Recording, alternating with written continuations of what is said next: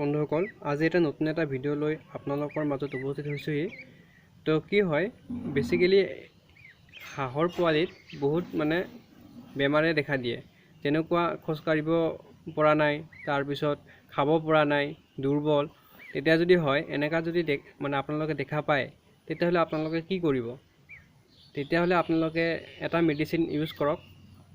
এইটো মই ইউজ কৰি আছোঁ, মই ভাল ফলাফল পাইছোঁ। এইটো হ'ল টেট্ৰাচাইক্লিন হাইড্ৰক্লৰাইড।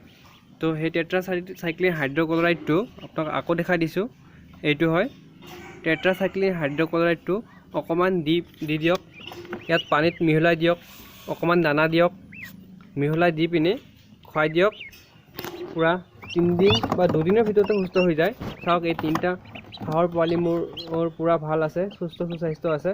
কিন্তু এইটো খোজ কাঢ়িব পৰা নাই। আপোনালোকক চাই দিছোঁ, ই খোজ কাঢ়িব পৰা নাই, ভালদৰে খাব পৰা নাই।